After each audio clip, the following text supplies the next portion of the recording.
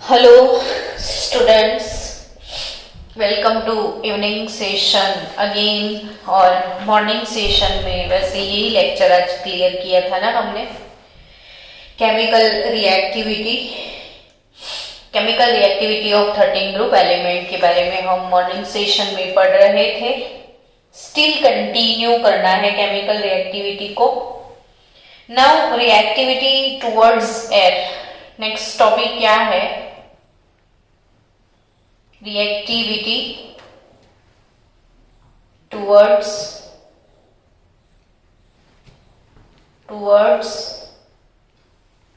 Air. ठीक है। अब रिएक्टिविटी की बात आती है ना, तो 1 बाय 1 सारे एलिमेंट की डिस्कशन करनी होती है। 13 ग्रुप में सबसे फर्स्ट एलिमेंट कौन सा है? बोरोन है। तो बोरोन की बात मेरे साथ साथ आप लोग भी नोटबुक में लिखना। बोरोन और एयर इनकी बनती है कि नहीं बनती है ना? वही क्वेश्चन है। तो boron is unreactive. Boron is unreactive in crystalline form. वैसे भी काला पत्थर, ऐसा हम बोल रहे थे ना बोरोन के बारे में। क्या बोल रहे थे? काला पत्थर। एक तो वो हार्ड बहुत है और क्रिस्टलाइन है वो। और कैसा है? तो इस अनरिएक्टिव इन क्रिस्टलाइन फॉर्म, यानी कि बोरोन को कोई इंटरेस्ट नहीं है एयर में। अब किसका टर्न है? एल्यूमिनियम का। तो एल्यूमिनियम, आपके घर में एल्यूमिनियम के यूटेंसिल्स होंगे। आज ट्राई करना। जैसे घर में जनरली हम वो सब्जी बनाते हैं ना, वो कढ़ाई एल्यूमिनियम का होता है। तो उसको पूरा वॉश करके रख दिया, फिर इवनिंग सेशन में या 2 दिन के बाद वो कढ़ाई में तो हाथ ऐसे लगाएगा ना, तो तेरे हाथ पे पूरा ऑक्साइड का लेयर आएगा। तभी ऐसा बोलते हैं कि एल्यूमिनियम के वेसल्स में खाना नहीं बनाना चाहिए। समझा? क्यों? क्योंकि एल्यूमिनियम के जो वेसल्स हैं वो ऑक्सीजन के साथ रिएक्ट करके अपनी सरफेस पे ऑक्साइड का लेयर लगा लेते हैं। आयरन मेटल को देखा है ना, आयरन की ग्रिल होती है घर में, तो उसका रस्टिंग होता है कि नहीं? वैसे एल्यूमिनियम मेटल का भी रस्टिंग होता है। फिर हम कुछ भी नाश्ता बाहर से लेके नहीं आते हैं, जैसे मंचूरियन लाए कि हक्का नूडल्स, तो हम किस में पैक करके लाते हैं? एल्यूमिनियम फॉइल में। कभी करना चाहिए ऐसे? बिल्कुल भी नहीं, कैंसर होता है। और आपको पता है, जब हमारे अंग्रेज लोग हमारे देश में आए थे, तब हमारे जो इंडियन प्रिजनर थे ना जेल में, तो जेल में जो भी पब्लिक इंडियन होती थी, उनके लिए स्पेशली वो लोग खाना एल्यूमिनियम के वेसल में बनाते थे ताकि वो जल्दी से मर जाए। यानी आपके लिए बिल्कुल भी अच्छे नहीं है एल्यूमिनियम की यूटेंसिल्स। अगर आपके घर में है तो उसे रिड्यूस करो।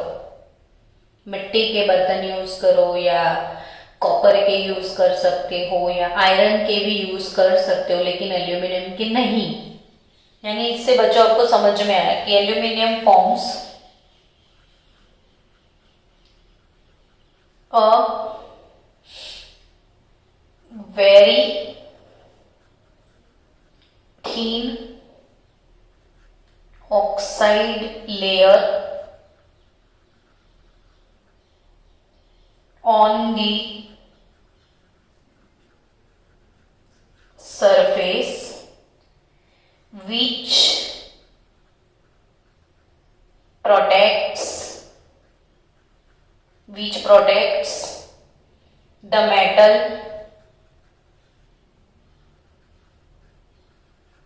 from further attack।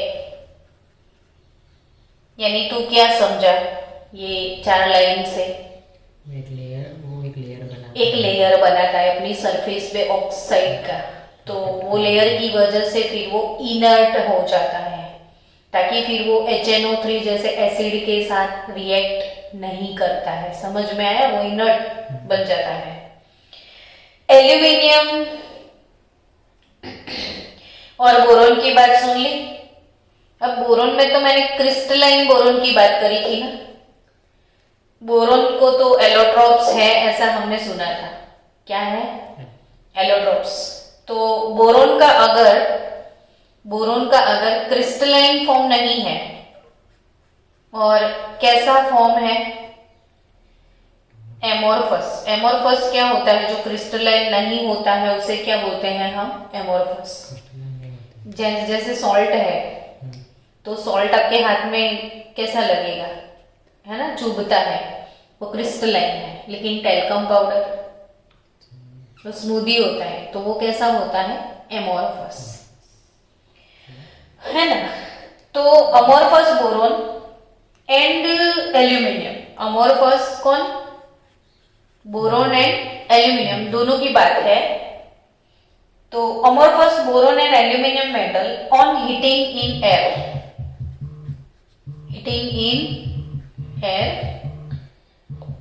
Forms boron का ऑक्साइड B2O3 और एल्यूमिनियम का ऑक्साइड क्या बनेगा? Al2O3। अब छोटा बच्चा भी बता दे कि किसी का रिएक्शन एयर के साथ होता है, तो एयर में तो ऑक्सीजन होता है, नाइट्रोजन भी होता है, तो ऑक्सीजन के साथ लोग क्या बनाए? ऑक्साइड। और नाइट्रोजन होता है तो नाइट्राइट बनता है। तो विथ नाइट्रोजन अगर बोले तो with nitrogen at high temperature, with nitrogen at high temperature they forms nitride। they forms यानी कि ओवरऑल पूरा पैराग्राफ यही बोलता है ना कि एयर में 21% ऑक्सीजन के साथ 78% नाइट्रोजन होता है ना। ये बात तो पहले भी बोला था मैंने, एस ब्लॉक में भी। अब गाइस, ऑक्सीजन के साथ कोई भी एलिमेंट क्या बनाएगा? Obviously oxide. तो नाइट्रोजन के साथ कोई क्या बनाएगा? नाइट्राइट। तो 2E, E for element, any type, any element of 13 group. General symbol क्या लिख दिया मैंने? E। ऑक्सीजन 3 मोल O2, तो कौन से टाइप का ऑक्साइड बनेगा? E2O3 टाइप का, क्योंकि ये जो एलिमेंट 13 ग्रुप का है तो इसका ऑक्सीडेशन स्टेट क्या होगा? ऑक्सीजन का स्टेट क्या होगा? ये 3 है ना, ये क्या है? 2। तो E2O3 कौन सी टाइप का ऑक्साइड बनेगा? E2O3। और यही एलिमेंट अगर नाइट्रोजन के साथ नाइट्राइट बनाता है, नाइट्रोजन के साथ क्या बनाता है? नाइट्राइट। ऐड हो गए सब। प्रॉब्लम है एडिशन में? कुछ कोई बोल रहा है। हाँ वेट, 2E, ये ऑक्साइड का जनरल फॉर्मूला कैसे डेवलप करते? रट्टा मत मारो, समझ में आया? चलो नाइट्राइड का फॉर्मूला डेवलप करें तो ये 13 ग्रुप का कोई भी मेटल तो E+3 होगा ना। तो नाइट्राइड, चल बता। N-3। वेरी गुड अर्पित, तू मेरे साथ रह रहे के ना स्मार्ट बन गया है। अब मेरे साथ रहा कर। तुझे ऐसा फील होता है ना कि प्रज्ञा मैडम मैं आपके साथ स्मार्ट बन गया हूँ? ठीक है, चलो बच्चों आप भी स्मार्ट बन जाओ। 13 ग्रुप का कोई भी एलिमेंट है तो E+3 होगा ना, और N-3 होगा। चार्ज +3 -3 बैलेंस, तो 2E प्लस N2, तो क्या बनेगा? 2En बनेगा। यानी ओवरऑल आज का टॉपिक क्या था, रिएक्टिविटी टुवर्ड्स एयर। एयर में क्या होता है, ऑक्सीजन और नाइट्रोजन। ऑक्सीजन के साथ एलिमेंट क्या बनाएंगे, ऑक्साइड, और नाइट्रोजन के साथ नाइट्रेट, फिर दोनों का जनरल फॉर्मूला। अब द नेचर ऑफ ऑक्साइड की बात आती है कि अगर ऑक्साइड बन गए तो अब नेचर कैसा है। ऑक्साइड बन गए तो ऑक्साइड का नेचर कैसा है। वैसे ऑक्साइड का नेचर की बात करें ना तो कितनी टाइप का नेचर आता है, कुछ आइडिया है? नेचर ऑफ ऑक्साइड के बारे में कुछ आइडिया है कि वो कितनी टाइप के उनके नेचर होते हैं? नहीं पता है, बिल्कुल भी नहीं पता है। एसिडिक, अगर वो पानी में डिजोल्व होके एसिड प्रोड्यूस करते हैं ना तो एसिडिक। जैसे देख मेरे पास सल्फर ट्राइऑक्साइड एक ऑक्साइड है। किसका ऑक्साइड है ये ऑक्साइड किसका है? हाँ तो किसका है? एलिमेंट का। लेकिन कौन से एलिमेंट का? सल्फर का। तो यही तो बोलना भाई, ये ऑक्साइड किसका है? सल्फर का। अगर मैंने इसको पानी में डाल दिया तो तू टोटल हिसाब लगा ले कि क्या बनेगा, सोच के बता।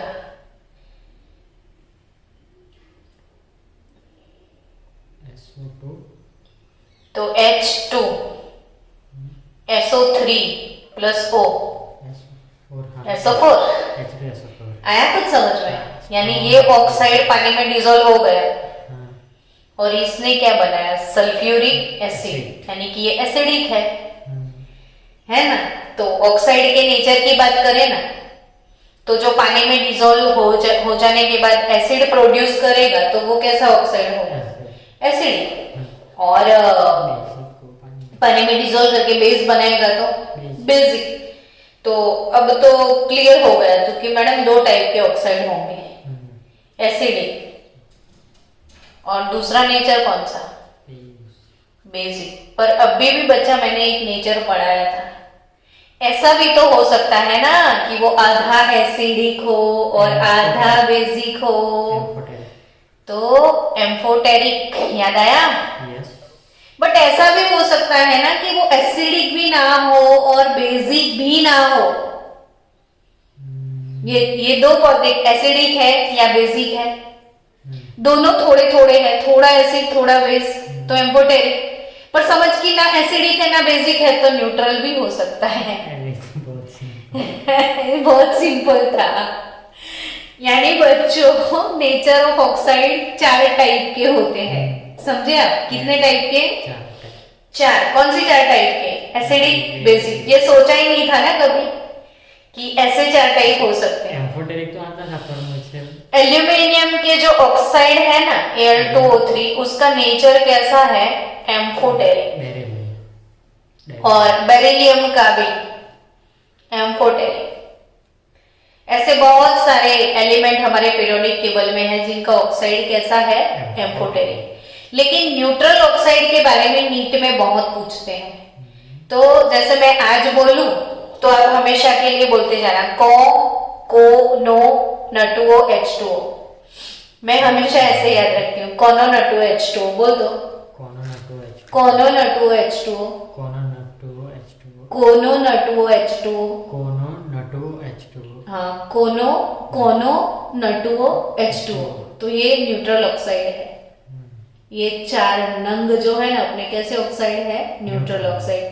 वैसे C नॉन मेटल है, N नॉन मेटल है। तो ये आप सोचोगे कि ये नॉन मेटल के ऑक्साइड है तो एसिडिक है, नहीं, बट ये न्यूट्रल है। तो कोनो N2O H2O हमेशा याद रखियो कि ये कैसे है, न्यूट्रल ऑक्साइड। ये आते हैं क्वेश्चन, ये 10th में आपने पढ़ा होगा, ये 10th में है। चलो नेचर के बारे में फटाफट। The nature of this oxides varies down the group. Boron की बात करें, वैसे ग्रुप में देखो बच्चों, बाल गए इंडियन तेल से वापिस नहीं, नियोनियम तो वैसे रेडियोएक्टिव है। कोई भी ग्रुप में टॉप टू बॉटम जाओगे तो मेटालिक प्रॉपर्टी के बारे में क्या बोलोगे, इंक्रीज होता है, यस और not? Yes. Metallic property increase होता है। मेटल का है ना ऑक्साइड तो बेसिक होगा, नॉन मेटल का कैसा? एसिडिक। तो ऊपर वाला जो बोरोन है वो नॉन मेटल है तो उसका ऑक्साइड कैसा है? एसिडिक। एल्यूमिनियम का कैसा है? एम्फोटेरिक है। तो एल्यूमिनियम के साथ साथ गैलियम का भी एम्फोटेरिक है। तो एल्यूमिनियम गैलियम दोनों के ऑक्साइड कैसे है? एम्फोटेरिक है, ठीक है। और बाकी के जो दो बचे वो स्ट्रॉन्ग बेस है। तो नेचर इज ओवर नाउ। चलो next, reactivity towards acid and alkalis, again fully topic for NEET G। NEET और जी वाले बच्चों जाग जाना तुसी। reactivity towards acid and alkalis base, अब तो सबको पता चल गया नहीं, अल्कली यानी कि बेस। पहले पहले ऐसे ही तुम लोग थे कि पता ही नहीं था अल्कली यानी बेस। चलो कुंडली स्टार्ट करें फिर से बोरोन से। तो boron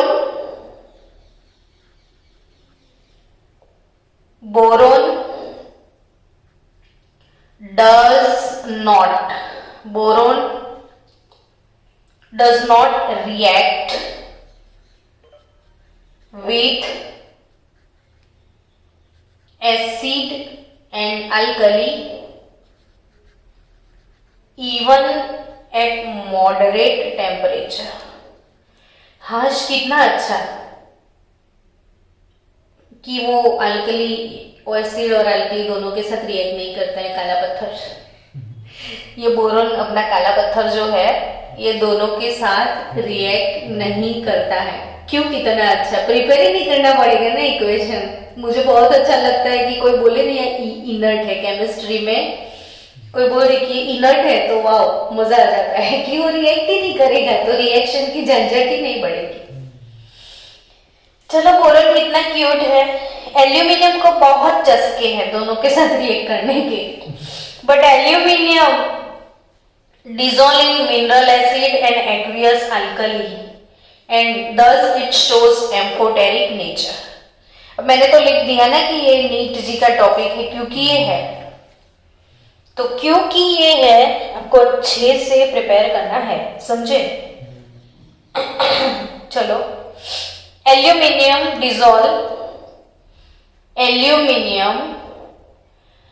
dissolves in dilute HCl, यानी एल्यूमिनियम एसिड के साथ रिएक्ट करता है तो वो रिएक्शन आपको याद रखना है। 2 मोल एल्यूमिनियम 6 मोल HCl। वैसे तो पता चल जाता है कि एल्यूमिनियम HCl के साथ रिएक्ट करके एल्यूमिनियम क्लोराइड तो बनेगा और क्या बनेगा? 2 मोल Al+3 6 मोल Cl माइनस AlCl3 2 मोल बनेगा ना?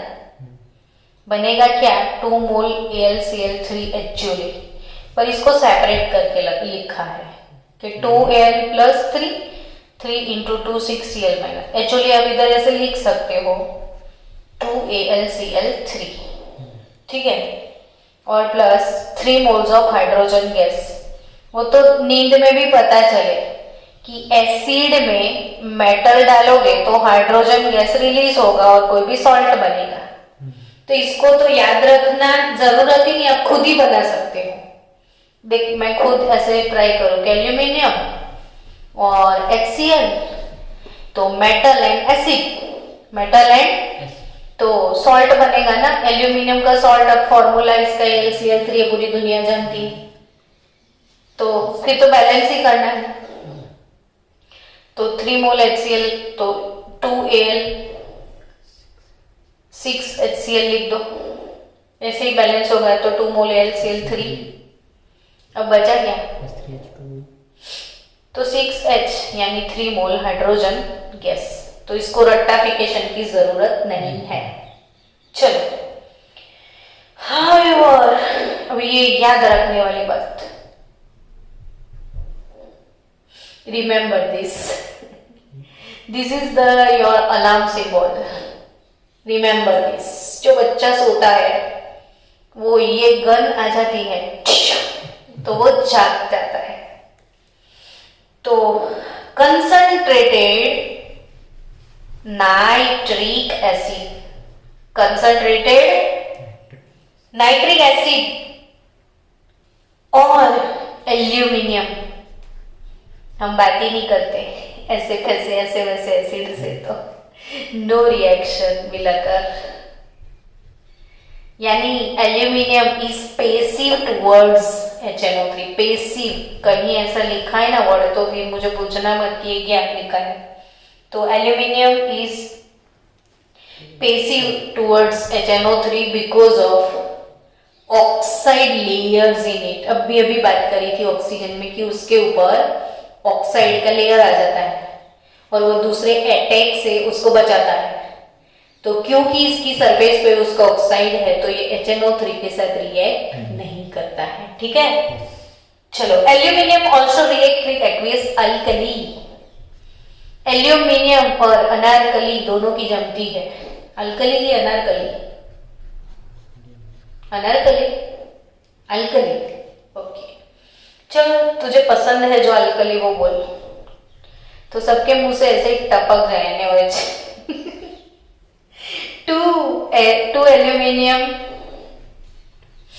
2 मोल NaOH, 6 बाटला पानी का, 6 बॉटल पानी पीता है बोल एक दिन में, तो कुछ भी नहीं पीता है, नहीं। और ये जो बनने वाला है इसका फॉर्मूला भी अच्छे से याद रखना है, NaAlOH4। मैंने S ब्लॉक में सिखाया था ये कि एल्यूमिनियम का ऑक्साइड अल्कली के साथ रिएक्ट करके सोडियम एल्यूमिनेट बनाता है, वैसे ही बेरिलियम बेरिलेट बनाता है। डायगोनल रिलेशनशिप में पढ़ाया था बेरिलियम के और एल्यूमिनियम के। तो एल्यूमिनियम एक्सेस अल्कली में जब डिसॉल्व हो जाता है तो क्या बनता है? Sodium aluminate, sodium aluminate. इसका IUPAC नेम लिखते हैं। ये 4 है ना, तो 4 को टेट्रा बोलते हैं। 4 को क्या बोलते हैं? टेट्रा। तो टेट्रा OH को बोलते हैं हाइड्रोक्सो, टेट्रा हाइड्रोक्सो एल्यूमिनेट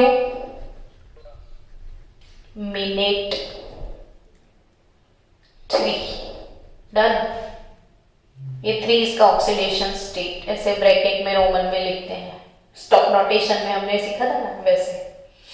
तो IUPAC नेम एक बार रिपीट कर, Na यानी सोडियम, 4 यानी टेट्रा, OH यानी हाइड्रोक्सो।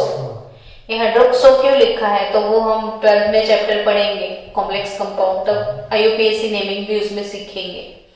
तो sodium tetra hydroxo aluminate 3, sodium aluminate. Common घर का नाम क्या है? Sodium aluminate, sodium aluminate. और बेरिलियम होता ना तो बेरिलेट बनता। क्या बनता? बेरिलेट। ये एक IMP बात है, अलर्ट होने की जरूरत है यहाँ पे। सो बच्चों, एल्यूमिनियम ने तो कमाल कर दिया। उसने तो एसिड के साथ भी रिएक्ट कर लिया, उसने तो बेस के साथ रिएक्ट कर लिया, यानी कि वो एम्फोटेरिक है। यानी कि वो कैसा है? एम्फोटेरिक कैरेक्टर है एल्यूमिनियम का, दोनों साइड पांव रखता है, इधर और उधर। चलो, अब नेक्स्ट जाते हैं reactivity towards halogen. Reactivity towards कौन? हैलोजन। रिएक्टिविटी टुवर्ड्स हैलोजन, तो हैलोजन की तो किससे नहीं बनती? सबके साथ बनती है। ये वाले ग्रुप के सभी एलिमेंट के लिए कॉमन E लिख दूं तो हैलोजन तो X2 होते हैं ना, F2Cl2 Br2 है ना। तो इनके कंपाउंड का टाइप कौन सा होगा? तो E का ऑक्सीडेशन स्टेट +3 है और हैलोजन का कितना है? -1। इथे 3 इथे 1, तो कैसे मैचिंग होगा? EX3 यानी AlCl3 BCl3 है ना। यस, तो इनके हैलाइड कैसे होंगे? तो EX3 टाइप के हैलाइड होंगे, तो 2 मोल E लेना पड़ेगा, 3 मोल X2, तो 2 मोल EX3 बन जाएगा। X is nothing but fluorine, chlorine.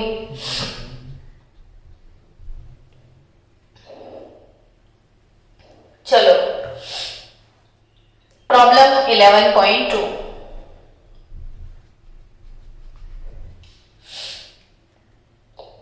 Problem 11.2 की बात करें तो 11.2 में लिखा है कि वाइट फ्यूम्स,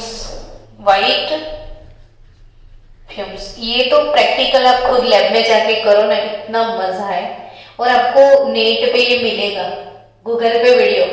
जो भी बच्चा आज ये वीडियो देखता है प्लीज वो लिंक शेयर करना ताकि बाकी सब बच्चों को भी देखने के लिए मिल जाए। White fumes around the bottle of anhydrous aluminum chloride। अब ये जो है ना white fumes around the bottle of aluminum chloride, यानी एल्यूमिनियम क्लोराइड का बॉटल। ये थोड़ा डिफरेंट क्वेश्चन है, मैं अलग समझी। ये तो सिंपल सा क्वेश्चन था कि एल्यूमिनियम क्लोराइड का बॉटल कहीं पे भी पड़ा है और अब इसको ढक्कन खोलते हैं तो इसके आजू बाजू में व्हाइट कलर के फ्यूम्स आपको दिखने मिलेंगे। बट आप लिखना नेट पे व्हाइट फ्यूम्स ऑफ AlCl3 तो मिलेगा वीडियो, तो इसका भी। तो ये क्यों ऐसा होता है? तो एनहाइड्रस एल्यूमिनियम क्लोराइड, एनहाइड्रस क्या? Aluminium chloride. अर्पित ये बताना, ये एनहाइड्रस का मतलब क्या होता है? जिसके अंदर वाटर ना हो, ड्राई एकदम बिना पानी वाला, जो है एनहाइड्रस। जिसके अंदर यस, और जिसके अंदर वाटर है वो हाइड्रेटेड, और वाटर नहीं है वो एनहाइड्रस। तो एनहाइड्रस एल्यूमिनियम ट्राइक्लोराइड, जैसे ही आप बॉटल खोलोगे तो एनहाइड्रस AlCl3 इज पार्शियली हाइड्रोलिज्ड। हाइड्रोलिज्ड यानी बच्चों वो पानी में हाइड्रोलिसिस हो जाएगा, पानी का एडिशन इसमें होता है। तो बॉटल के आजू बाजू पानी कहां से आए? तो एटमॉस्फेरिक मॉइस्चर होता है ना, एटमॉस्फेरिक मॉइस्चर। देखो आपको चेक करना है कि आपके आजू बाजू मॉइस्चर है कि नहीं। तो आप फ्रीज में से एकदम चिल्ड पानी का बॉटल निकालो और ऐसे ही बाहर रख दो थोड़ी देर के लिए, तो बॉटल के आजू बाजू क्या हो जाए? पानी आ जाएगा। कहां से आया? एटमॉस्फेरिक मॉइस्चर, यानी समझ गए हो। तो इसका भी बॉटल आपने एटमॉस्फेयर में खुला रख दिया तो इसके आजू बाजू फ्यूम्स बन जाएंगे। कहां से? तो ये एनहाइड्रस है। जैसे ही एनहाइड्रस थोड़ा सा भी मॉइस्चर एब्जॉर्ब कर लेगा तो वो मॉइस्चर एब्जॉर्ब हाइड्रोलिस होके कौन सा गैस लिबरेट करेगा? HCl गैस का लिबरेशन स्टार्ट हो जाएगा। Aluminium chloride anhydrous hydrolyzed in water and produced HCl gas. And moist HCl appears white in color.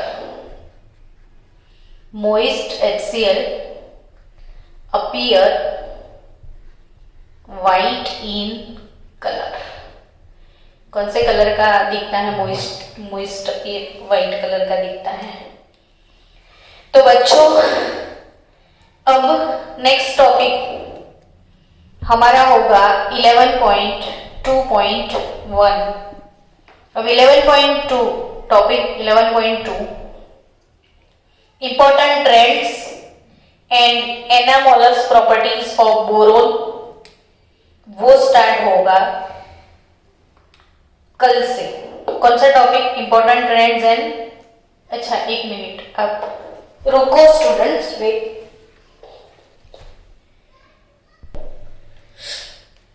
चलो स्टूडेंट इसको कवर कर लेते हैं आज। Important trends in anomalous.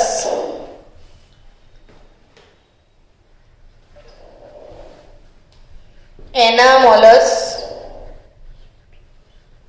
Properties of boron, यानी बोरोन ग्रुप के सभी मेंबर्स से कैसे अलग है।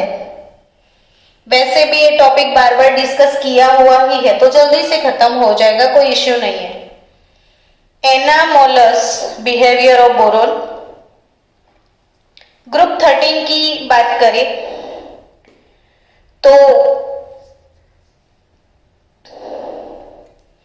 बोरोन के जितने भी कंपाउंड है, बोरोन के जितने भी कंपाउंड है, जैसे बोरोन के ट्राइक्लोराइड BCl3 की मैं बात करूं, बोरोन के ट्राइब्रोमाइड्स BBr3 की बात की जाए, फिर बोरोन के आयोडाइड Bi3 की बात की जाए, तो all of this compound elements being covalent in nature. तो बोरोन के जितने भी कंपाउंड है उनका नेचर कैसा है वो बताओ। कोवैलेंट, वो तो सुबह से हम बोल रहे हैं ना आज कि बोरोन के सारे कंपाउंड कैसे होंगे, कोवैलेंट। तो ऑल ऑफ दिस कंपाउंड जितने भी है कोवैलेंट है, एंड कोवैलेंट जितने भी ये कंपाउंड है आर हाइड्रोलिज्ड इन वाटर। ये सारे कंपाउंड कोवैलेंट है नेचर में और सबका वाटर में हाइड्रोलिसिस हो जाता है, और हाइड्रोलिसिस होने के बाद वो कैसा स्पीसीज प्रोड्यूस करते हैं। तो ये सुबह में सीखा था हमने कि MOH4 माइनस टाइप का जिसके पास D नहीं है, यानी बोरोन ये वाला कंपाउंड बनाएगा, और जिनके पास D ऑर्बिटल है ये मेटल H2O6+2 वाला कंपाउंड बनाएंगे। तो एक्वियस मीडियम में ये सारे कंपाउंड ऐसे मिलते हैं except boron, except boron. Boron का ये कंपाउंड नहीं मिलेगा। बोरोन का टेट्राहेड्रल, ऑक्टाहेड्रल, एक्सेप्ट बोरोन। तो बाकी के सारे मेंबर्स बोरोन के सारे ट्राइहैलाइड नेचर में कैसे हैं, कोवैलेंट है ना। और अकेले बोरोन के तो कोवैलेंट है, बट इसमें बाकी सारे मेंबर जो भी है ना ग्रुप में, सबके ट्राइहैलाइड तो सबके कोवैलेंट है, हमने ऐसा पढ़ा था। ट्राइहैलाइड कंपाउंड जो भी है सबके कैसे हैं, कोवैलेंट, सबके, बोरोन के भी बाकी सबके भी ट्राइहैलाइड। और सबके कंपाउंड जो है वो पानी में हाइड्रोलिज्ड हो जाते हैं और ऐसे स्पीसीज प्रोड्यूस करते हैं MOH-4 MH2O6+। लेकिन बोरोन ये दो स्पीसीज प्रोड्यूस नहीं कर सकता। अगर कर भी सकता है तो ऐसा बनेगा, पर ऐसा तो नहीं, ये भी नहीं बनाएगा ऑब्वियसली बोरोन। तो भले बोरोन का कोऑर्डिनेशन नंबर 4 होता है, वो 4 कोऑर्डिनेशन वाले कॉम्प्लेक्स बनाता है बहुत सारे, जैसे BF4- बनाता है वो, लेकिन इसका ये हाइड्रोलिस होके ये फॉर्म तो नहीं बनता है, बाकी सारे एलिमेंट का बनता है। आया समझ में? चलो नेक्स्ट,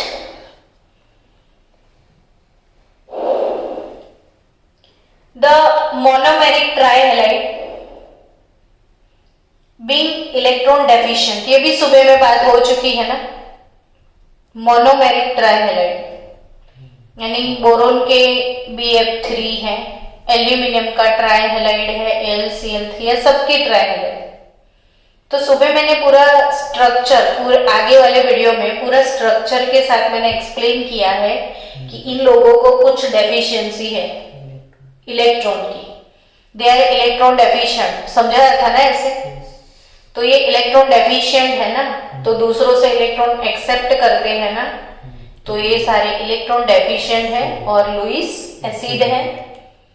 और अमोनिया जैसा कोई बेस होगा BF3 है, बाजू में कोई अमोनिया जैसा बेस आ जाएगा तो वो अपने लोन पेयर इसको गिफ्ट कर सकता है। ये चीज भी सुबह पढ़ लिया आज अपने।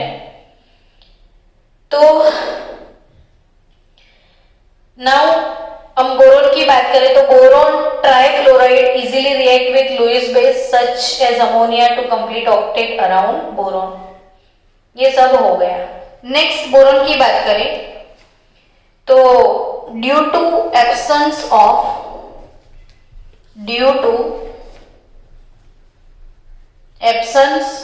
d orbital, absence of क्या d orbital, the maximum covalence of boron कितना, maximum covalence of boron will be 4 only।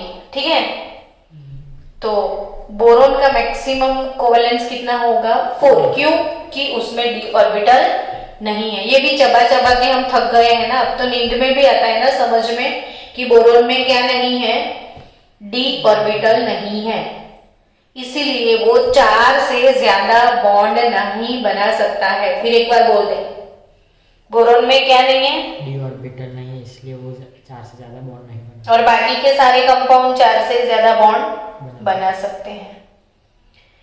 So most of the other metal halide are dimerized through halogen bridge bond. The metal species complete its octet by accepting। ये भी मैंने सुबह explain कर दिया, अपने morning में explain किया था कि एल्यूमिनियम क्लोराइड है, ठीक है, अब ये इलेक्ट्रॉन डेफिशिएंट है, तो वो अपनी डेफिशिएंसी को खत्म कैसे करता है, ऐसे दूसरे के साथ, ऐसे दूसरा एल्यूमिनियम क्लोराइड ऐसे बन गया, ठीक है। तो ये क्लोरीन के ऊपर जो इलेक्ट्रॉन पेयर ऐसे पड़े हैं वो एल्यूमिनियम को गिफ्ट करेगा, ये क्लोरीन अपने इलेक्ट्रॉन पेयर एल्यूमिनियम को गिफ्ट करेगा क्योंकि इसको डेफिशिएंसी है। और कितने मॉलिक्यूल एक साथ कनेक्ट हुए हैं, 2, तो इसे क्या बोलते हैं, डाइमर। तो ये डाइमराइज होते हैं और अपने डेफिशिएंसी को खत्म करते हैं।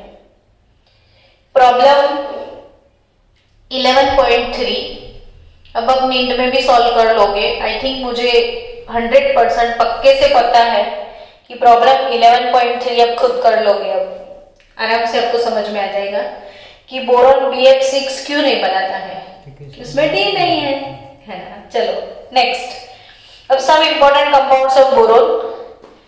तो बोरोन का जो कंपाउंड्स है वो कल पढ़ेंगे हम, तो कल सब इंपॉर्टेंट कंपाउंड्स ऑफ बोरॉन्स पढ़ लेंगे, यानी कि मिलते हैं ब्रेक के बाद।